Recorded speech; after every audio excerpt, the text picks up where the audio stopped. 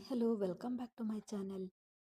ಅಂದು ರಾತ್ರಿ ಮಲಗುವ ಕೋಣೆಯಲ್ಲಿ ಕಾವೇರಿಯೊಂದಿಗೆ ಕಲ್ಯಾಣ್, ಕಾವೇರಿ, ನಾನು ಕೋಪ ಮಾಡ್ಕೊಳ್ತೀನಿ ಅಂತ ನೀನು ಹೆದರ್ತೀಯಾ ಎಂದನು.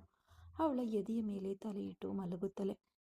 ಇಲ್ಲ ರೀ, ನೀವು ಕೋಪ ಮಾಡ್ಕೊಂಡಾಗ ಸ್ವಲ್ಪ ಭಯವಾಗುತ್ತೆ, ಮೈಯೆಲ್ಲ ನಡುಗುತ್ತೆ, ನೀವು ಯಾಕೆ ಅಷ್ಟೊಂದು ಕೋಪ ಮಾಡ್ಕೊಳ್ತೀರಾ ಎಂದು ಕೇಳಿದ್ರು. ಸಣ್ಣ ವಯಸ್ಸಿನಿಂದಲೂ ಹಾಗೆ ರೂಢಿಯಾಗ್ಬಿಟ್ಟಿದೆ. ನನ್ನನ್ನು ತಿದ್ದುಕೊಳ್ಳಲು ಸಾಧ್ಯವಾಗ್ತಿಲ್ಲ. ನನ್ನನ್ನು ಸ್ವಲ್ಪ ಅರ್ಥ ಮಾಡಿಕೋ ಕಾವೇರಿ. ನೀನು ನನ್ನ ಜೊತೆಯೇ ಇರಬೇಕು. ಅದಕ್ಕೆ ನಿನ್ನನ್ನು ಕಾಲೇಜಿಗೆ ಸೇರಿಸ್ಬೇಕು ಅಂತ ಐಡಿಯಾ ಬಂದ ತಕ್ಷಣವೇ ಕೊಯಮತ್ತೂರಿನಲ್ಲಿ ಹೊಸದಾಗಿ ಮನೆ ತಗೊಂಡೆ. ನಾಳೆ ಈ ಹೊತ್ತಿಗೆ ನಾನು ಅಲ್ಲಿ ಒಂಟಿಯಾಗಿರ್ತೀವಿ ಎಂದನು. ಅದನ್ನು ನೆನೆಸ್ಕೊಂಡ್ರೆ ಸ್ವಲ್ಪ ಕಷ್ಟ ಅನ್ಸುತ್ತೆ ಎಂದಳು ಕಾವೇರಿ. ಈಗ ತಲೆ ಎತ್ತಿ ಅವಳ ಮುಖ ನೋಡಿದವನು, ಏನೇ ಭಯವಾಗ್ತಿದ್ಯಾ ನನ್ನನ್ನು ನೋಡಿ ಎಂದನು. ನೇರವಾಗಿ ಮಲಗಿದ್ದ ಅವಳ ಮುಖದ ಎದುರು ಅವಳ ಮೇಲಕ್ಕೆ ಬಂದಾಗ ಅವಳು ಏನು ಹೇಳ್ತಾಳೆ ಅಂದರೆ, ನಿಮ್ಮನ್ನು ನೋಡಿ ಅಲ್ಲ, ಅತ್ತೆಯವರನ್ನ ಬಿಟ್ಟು ಹೋಗಬೇಕಲ್ಲ, ಅವರನ್ನು ಮಿಸ್ ಮಾಡ್ಕೊಳ್ಳೋದು ನನಗೆ ತುಂಬ ಕಷ್ಟ ಅನಿಸತ್ತೆ. ಆಮೇಲೆ ನಮ್ಮ ಮನೆಯಲ್ಲಿರುವ ಎಲ್ಲರನ್ನ ಎಂದಳು. ನಿನಗೆ ಕಾಲೇಜು ರಜೆ ಇದ್ದಾಗ ನಾವು ಇಲ್ಲಿಗೆ ಬಂದುಬಿಡೋಣ.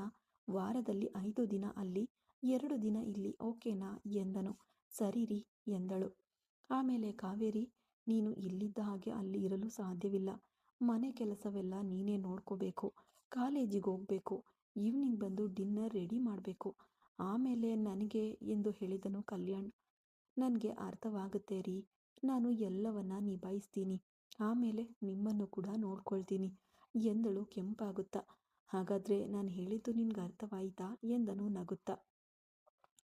ಈಗ ಅಲ್ಲ, 2 ದಿನದ ಹಿಂದೆ ನಾನು ಹಾಸ್ಟೆಲ್ನಲ್ಲಿ ಇರ್ತೀನಿ ಅಂತ ಹೇಳಿದಾಗ ನೀವು ಗ್ಲಾಸ್ ಟೇಬಲ್ ಒಡೆದು ನಿಮ್ಮ ಕೈಯಲ್ಲಿ ಗಾಜಿನ ಚೂರು ಬಂತು ನೋಡಿ, ನನ್ನ ಕಣ್ಣೆದುರೇ ಮಾತನಾಡ್ತಿದ್ರಲ್ಲ, ಆಗ ಅರ್ಥ ಮಾಡಿಕೊಂಡೆ ನಾನಿಲ್ಲದೆ ನಿಮ್ಮಿಂದ ಇರಲು ಸಾಧ್ಯವಿಲ್ಲ ಅಂತ.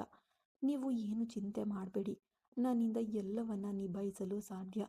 ಎಷ್ಟೋ ಹೆಣ್ಮಕ್ಳು ಮದುವೆ ಮಾಡಿಕೊಂಡು ಹೋದಲ್ವಾ, ಅವರಿಂದ ಹೇಗೆ ಸಾಧ್ಯವಾಗುತ್ತೋ ಹಾಗೆ ನಾನು ಖಂಡಿತ ಎಲ್ಲವನ್ನ ನಿಭಾಯಿಸಿ ಓದುತ್ತೇನೆ, ಏನೂ ತೊಂದರೆ ಇಲ್ಲ ಎಂದಳು ಕಾವೇರಿ. ಆಮೇಲೆ ಕಾವೇರಿ, ಪ್ರೆಗ್ನೆನ್ಸ್ ಟೈಮಲ್ಲಿ ಕಾಲೇಜಿಗೆ ಹೋಗೋದು ತುಂಬ ಕಷ್ಟವಾಗುತ್ತೆ, ನಿನಗೆ ಎಲ್ಲವೂ ಓಕೆನಾ ಎಂದನು. ಕೊಂಚ ಅದಕ್ಕೆ ತಾನೇ ಅಂದೆ ಹೇಳಿದ್ದೀರಲ್ಲ, ತಡ ಮಾಡಲು ಸಾಧ್ಯವಿಲ್ಲ. ನನಗೆ ತಕ್ಷಣ ಬೇಬಿ ಬೇಕು ಅಂತ. ಅದಕ್ಕೆ ನಾನು ಪ್ರೆಗ್ನೆಂಟ್ ಆದರೂ 6 ತಿಂಗಳಿನವರೆಗೆ ಕಾಲೇಜಿಗೆ ಹೋಗಿ ಬರ್ತೀನಿ ಎಂದಳು.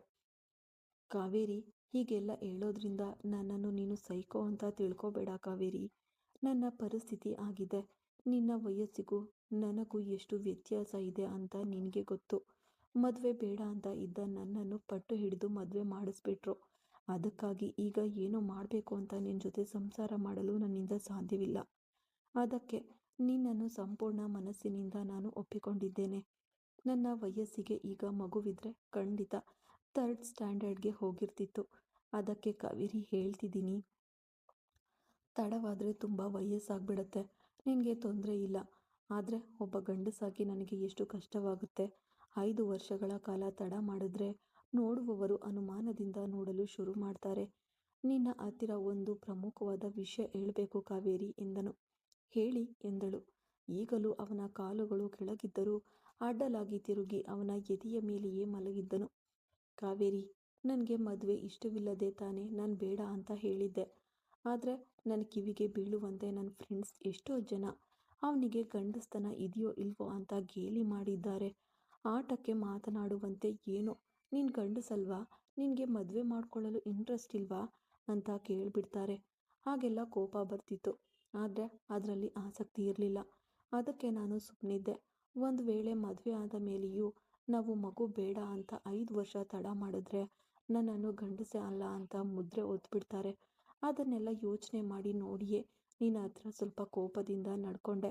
ನಿನಗೆ ನನ್ನ ಪರಿಸ್ಥಿತಿ ಅರ್ಥವಾಗುತ್ತೆ ಅಂದ್ಕೊಳ್ತೀನಿ ಎಂದು ಹೇಳಿ ಮುಗಿಸಿದನು ಕಲ್ಯಾಣ್. ನೀವು ಹೇಳುವುದು ತಪ್ಪಲ್ಲ ರೀ, ನನಗೇನೂ ತೊಂದರೆ ಇಲ್ಲ. ಖಂಡಿತ ನಾನು ಮಗು ಹೆತ್ಕೊಡಲು ಓದಿಕೊಂಡು ಸಾಧ್ಯ. ನನಗೆ ಅರ್ಥವಾಗುತ್ತೆ ನಿಮ್ಮ ಪರಿಸ್ಥಿತಿ. ಅದಕ್ಕೆ ನಾನು ನಿಮ್ಮನ್ನು ತಪ್ಪಾಗಿ ತಿಳಿದುಕೊಳ್ಳೋದಿಲ್ಲ. ನಾನು ಸಂತೋಷವಾಗಿ ಮಗುವನ್ನು ಎತ್ಕೊಡ್ತೀನಿ ಎಂದು ಕಾವೇರಿ ಹೇಳಿದ ತಕ್ಷಣ ಅವಳ ಹಣೆಗೆ ಮುತ್ತಿಟ್ಟನು ಕಲ್ಯಾಣ್.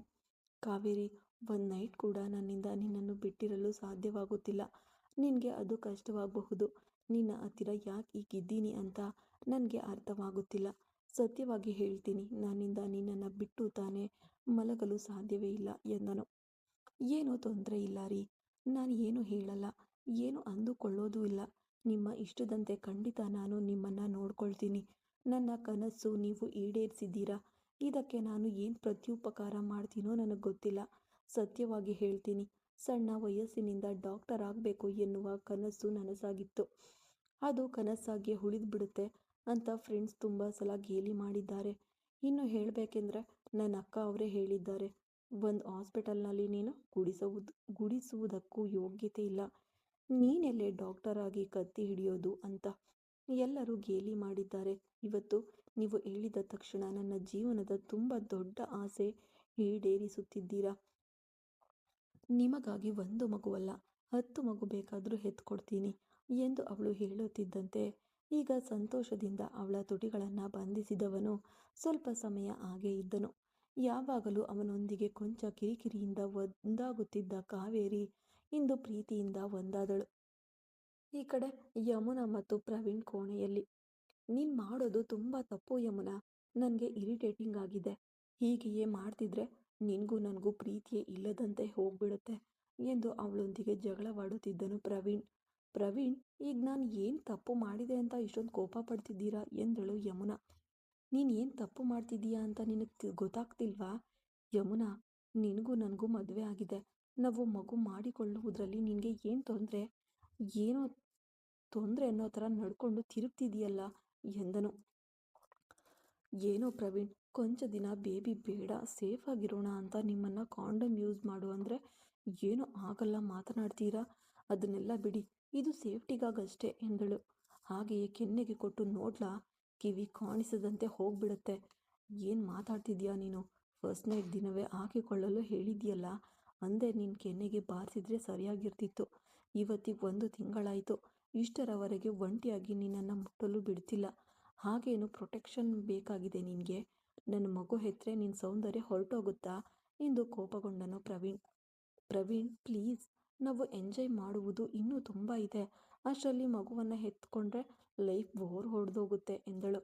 ಛೀ, ಬಾಯಿ ಮುಚ್ಚು. ಮಗು ಎತ್ಕೊಂಡ್ರೆ ಲೈಫ್ ಬೋರ್ ಹೊಡೆಯುತ್ತಾ? ಅದು ಎಷ್ಟು ಸುಂದರವಾದ ಮೂಮೆಂಟ್ ಅಂತ ನಿನಗೆ ಗೊತ್ತಾ? ನಿನಗೆಲ್ಲ ಮಗುವೇ ಇಲ್ಲದೆ ಕಷ್ಟಪಟ್ಟರೆ ಮಾತ್ರ ಆ ನೋವು ವೇದನೆ ತಿಳಿಯೋದು. ಅದನ್ನು ಬಿಟ್ಟು ಮಗು ಬೇಡ, ಅದು ಬೇಡ ಅಂತ ಇವತ್ತಿನವರೆಗೂ ಟಾರ್ಚರ್ ಮಾಡ್ತೀಯಾ? ಮರ್ಯಾದೆಯಿಂದ ಹೇಳ್ತೀನಿ, ಇದ್ರ ಮೇಲೆ ನಾನು ಕಾಂಡೋಮ್ ಎಲ್ಲ ಯೂಸ್ ಮಾಡೋದೇ ಇಲ್ಲ. ಹಾಗೆ ನನ್ನ ಜೊತೆ ಮಲಗೋದಿದ್ರೆ ಮಲಗು, ಇಲ್ಲ ನಿನಗೆ ಮಗು ಬೇಡ ಅನಿಸಿದ್ರೆ ಮರ್ಯಾದೆಯಿಂದ ಕೇಳ್ಕೋಗಿ ಬಾಯಿ ಮುಚ್ಕೊಂಡು ಮಲಗು ಎಂದು ಹೇಳಿದವನು ಆ ಕ್ಷಣವೇ ಆ ಪ್ಯಾಕೆಟ್ ಎಸೆದ್ಬಿಟ್ಟು ಮಂಚದ ಮೇಲೆ ಬೋರ್ಲಾಗಿ ಮಲಗಿಕೊಂಡನು ಪ್ರವೀಣ್. ಛೇ, ಓದಿಲ್ಲದವನ ಹಾಗೆ ಮಾಡ್ತಿದ್ದಾನೆ. ಓದಿದವನೇ ತಾನೇ, ನಿನಗೆಲ್ಲ ಬುದ್ಧಿ ಇರಲ್ವಾ? ನಾನು ಏನು ತಪ್ಪಾಗಿ ಹೇಳಿದೆ ಅಂತ ಇಷ್ಟೊಂದು ಕೋಪ ಮಾಡ್ಕೊಂಡು ಹೀಗೆ ಮಾಡ್ತಿದ್ದಾನೆ. ಹೋಗೋ, ನೀನೆಲ್ಲ ಕೊಂಚ ದಿನ ಏನೂ ಇಲ್ಲದೆ ಒಂಟಿಯಾಗಿ ಮಲಗಿದ್ರೇನೆ ಬುದ್ಧಿ ಬರೋದು ಎಂದು ಅವನೊಂದಿಗೆ ಅವಳು ಗುಣಗುತ್ತಾ ಕೆಳಗೆ ಮಲಗಿಕೊಂಡ್ಳು ಯಮುನಾ. ಸ್ವಲ್ಪ ಸಮಯ ಮಲಗಿದ್ದವಳಿಗೆ ಈಗ ಇರಲಾಗಲಿಲ್ಲ. ಸರಿ ಪ್ರವೀಣ್, ನೀನು ನಿನ್ನ ಇಷ್ಟದಂತೆಯೇ ಇರು ಎಂದು ಮತ್ತೆ ಮೇಲೆ ಹೋಗಿ ಅವನ ಪಕ್ಕದಲ್ಲಿ ಮಲಗಿದಳು ಯಮುನಾ. ಹಾಗೆ ಬಾ ದಾರಿಗೆ ಎಂದು ಅವಳೊಂದಿಗೆ ತನ್ನ ಕೂಡಲವನ್ನು ಮುಂದುವರಿಸಿದನು ಪ್ರವೀಣ್.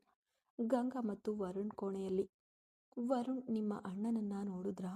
ಅವಳನ್ನು ಡಾಕ್ಟರ್ಗೆ ಓದಿಸ್ತಿದ್ದಾರೆ, ಪ್ರತ್ಯೇಕ ಮನೆಗೆ ಹೋಗ್ತಿದ್ದಾರೆ. ನೀವು ಇದ್ದೀರಲ್ಲ ನೋಡಿ, ನಾವು ಪ್ರತ್ಯೇಕವಾಗಿ ಹೋಗೋಣ, ಪ್ರತ್ಯೇಕವಾಗಿ ಬಿಸ್ನೆಸ್ ಮಾಡೋಣ ಎಂದಳು ಗಂಗಾ. ಅವಳನ್ನು ತನ್ನ ಎದೆಗೆ ಅಪ್ಪಿಕೊಳ್ಳುತ್ತಾ. ಗಂಗಾ, ಅವಳು ನಿನ್ನ ತಂಗಿ ತಾನೆ, ನೀನು ಓದು ಮುಗಿಸಿದ್ದೀಯಾ? ಅವಳು ಈಗಷ್ಟೇ +2 ಮುಗಿಸಿದ್ದಾಳೆ. ನೀಟ್ ಎಕ್ಸಾಮ್ನಲ್ಲಿ ಮಾರ್ಕ್ಸ್ ತೆಗೆದು ಡಾಕ್ಟರ್ ಆಗಬೇಕಾದ ಹುಡುಗಿ ಅವಳು. ಅದನ್ನು ಅರ್ಥ ಮಾಡಿಕೊಂಡು ನಮ್ಮಣ್ಣ ಓದಿಸ್ತಿದ್ದಾನೆ. ಅವರು ಕೊಯಮತ್ತೂರಿನಿಂದ ತಿರುಪುರಕ್ಕೆ ಬಂದು ಹೋಗಬೇಕೆಂದ್ರೆ ಪ್ರತಿದಿನ 2 ಗಂಟೆ, ಬೆಳಿಗ್ಗೆಯೂ ಸಾಯಂಕಾಲವೂ ತುಂಬ ಟಯರ್ಡ್ ಆಗ್ತಾರೆ ಪಾಪ ಅಲ್ವಾ? ಅದಕ್ಕೆ ನಮ್ಮಣ್ಣ ಅಲ್ಲೇ ಮನೆ ತಗೊಂಡು ಅವರು ಓದು ಮುಗಿಸುವವರೆಗೆ ಇರಲಿ ಅಂತ ನೋಡ್ತಿದ್ದಾನೆ. ನಿನಗೆ ಗೊತ್ತಾ, ನಮ್ಮಣ್ಣ ಯಾರಿಗಾಗಿಯೂ ಯಾವುದೇ ಒಂದು ಅಡ್ಜಸ್ಟ್ಮೆಂಟ್ ಮಾಡಿಕೊಂಡಿದ್ದೇ ಇಲ್ಲ. ಲೈಫ್ನಲ್ಲಿ ಫಸ್ಟ್ ಟೈಮ್ ಕಾವೇರಿಗಾಗಿ ಮಾಡ್ತಿದ್ದಾರೆ ಎಂದರೆ ಅವಳ ಮೇಲಿಟ್ಟಿರುವ ಪ್ರೀತಿ. ಅವರು ತಾನೇ ಪ್ರತಿದಿನ ಬೆಳಿಗ್ಗೆ ಇಲ್ಲಿಗೆ ಬಂದು ಹೋಗುವುದು ಸಣ್ಣ ಕೆಲಸವಾ? ಹೆಂಡತಿಗಾಗಿ ಅಡ್ಜಸ್ಟ್ ಮಾಡ್ಕೊಳ್ತಿದ್ದಾರೆ. ಇದರಲ್ಲಿ ನಿನಗೇನು ತೊಂದರೆ ಎಂದನು.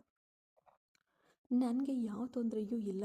ನಾನು 2 ವರ್ಷ MBA ಓದಬೇಕು ಅಂತ ಇದ್ದೀನಿ ಎಂದಳು. ಒಳ್ಳೆಯ ವಿಷಯ ಗಂಗಾ, ನೀನು ಓದು.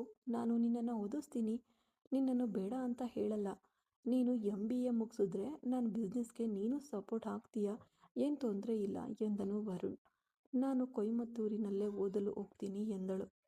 ಪ್ಲೀಸ್ ಗಂಗಾ, ನಿನ್ನ ತಂಗಿ ಜೊತೆ ಪೈಪೋಟಿ ನಡೆಸಬೇಡ. ತಿರುಪುರದಲ್ಲೇ ಒಳ್ಳೆಯ ಕಾಲೇಜಿದೆ. ನೀನು ಇಲ್ಲೇ ಓದು ಎಂದು ವರುಣ್ ಹೇಳಿದ ತಕ್ಷಣ, ಅದೆಲ್ಲ ಸಾಧ್ಯವಿಲ್ಲ. ನಾನು ಕೊಯಮತ್ತೂರಿನಲ್ಲೇ ಓದೋದು ಎಂದು ಕೋಪದಿಂದಲೇ ಹೇಳಿದಳು ಗಂಗಾ. ಹೌದಾ, ಏನೂ ತೊಂದರೆ ಇಲ್ಲ. ಕೊಯಮತ್ತೂರಿನಲ್ಲೇ ನೀನು ಯಾವ ಕಾಲೇಜಿಗೆ ಓದಬೇಕೋ ಅಲ್ಲಿ ಜಾಯಿನ್ ಮಾಡಿಸ್ತೀನಿ. ನೀನು ಪ್ರತಿದಿನ ಬಸ್ನಲ್ಲಿ ಬಂದು ಹೋಗಬೇಕು. ಅದರಲ್ಲಿ ನಿನಗೇನು ತೊಂದರೆ ಇಲ್ವಲ್ಲ ಎಂದನು ವರುಣ್. ಅದೇಕೆ, ನಾನು ಪ್ರತಿದಿನ ಬಸ್ನಲ್ಲಿ ಹೋಗಿ ಬರುವುದು ಕಷ್ಟವಾಗುತ್ತೆ. ನೀವು ಅಲ್ಲೇ ಮನೆ ನೋಡಿ ನಾವು ಇರಬಹುದು ಎಂದಳು.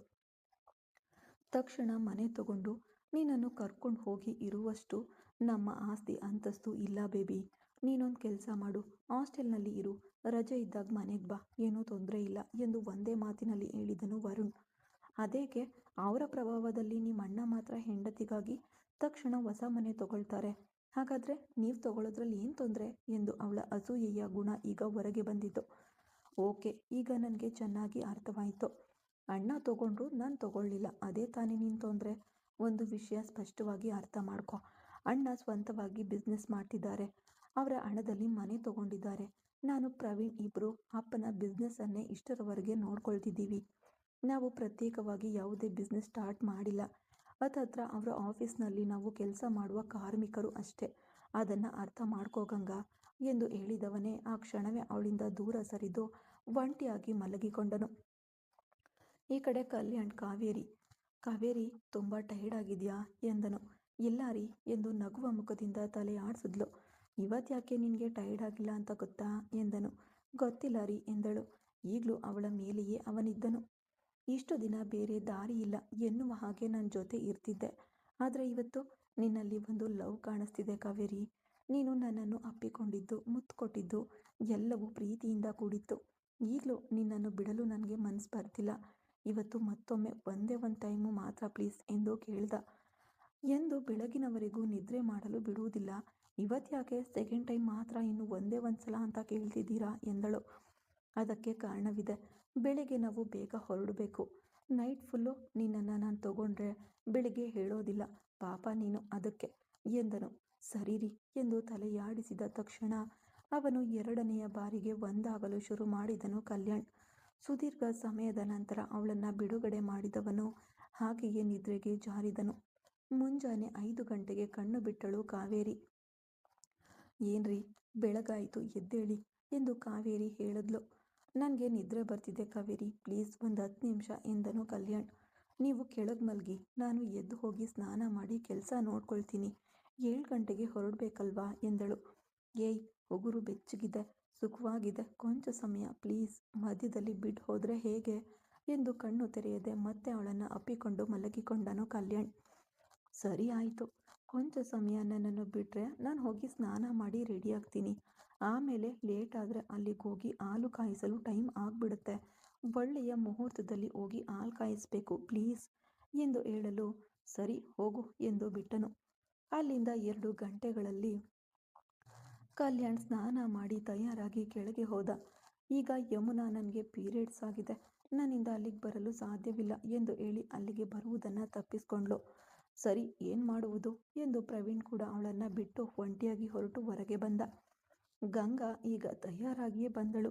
ಆದರೆ ಯಮುನಾ ಬರಲಿಲ್ಲ ಎಂದ ತಕ್ಷಣ, ಅವಳು ಒಬ್ಬಳೇ ತಾನೇ ಇರ್ತಾಳೆ, ನೀವು ಹೋಗಿ ಬನ್ನಿ, ನಾವು ಇನ್ನೊಂದು ದಿನ ಬರ್ತೀವಿ ಎಂದು ಅವಳು ಕೂಡ ತಪ್ಪಿಸ್ಕೊಂಡ್ಳು. ಸಂತೋಷ ಎಂದು ಮನಸ್ಸಿನಲ್ಲಿ ಅಂದುಕೊಂಡಳು ಕಾವೇರಿ. ಎಲ್ಲರೂ ಹೊರಟೋದ್ರು. ಕೊಯಮತ್ತೂರಿಗೆ ಹೋಗುವ ದಾರಿಯಲ್ಲೇ ಕಾವೇರಿಯ ಅಪ್ಪ ಅಮ್ಮ ಇಬ್ಬರನ್ನ ವಸಂತಿ ಮತ್ತು ವೇಲಾಯುಧ ತಮ್ಮ ಕಾರಿನಲ್ಲಿ ಹತ್ತಿಸಿಕೊಂಡ್ರು.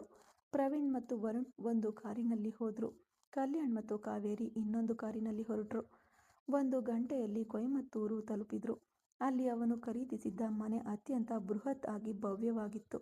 ವೇಲಾಯುಧ ಅವರಿಗೆ, ಇದು ಬೆಲೆಗೆ ಖರೀದಿಸಿದ ಮನೆಯಾ ಎನ್ನುವಂತೆ ಆಶ್ಚರ್ಯವಾಯಿತು. ನೋಡಿ ಕಟ್ಟಿಸಿದ ಹಾಗೆ ಅಷ್ಟು ಸುಂದರವಾಗಿತ್ತು ಆ ಬಂಗ್ಲೆ. ಒಳಗೆ ಹೋಗುವಾಗಲೇ 300 ಮೀಟರ್ ಅಳತೆಗೆ ಉದ್ಯಾನವನದಂತಿತ್ತು. ಎಲ್ಲ ರೀತಿಯ ಹೂವಿನ ಗಿಡಗಳು ಅಲ್ಲೇ ಇದ್ದವು. ಅದನ್ನು ದಾಟ್ ಹೋದರೆ ಕಾರ್ ಪಾರ್ಕಿಂಗ್.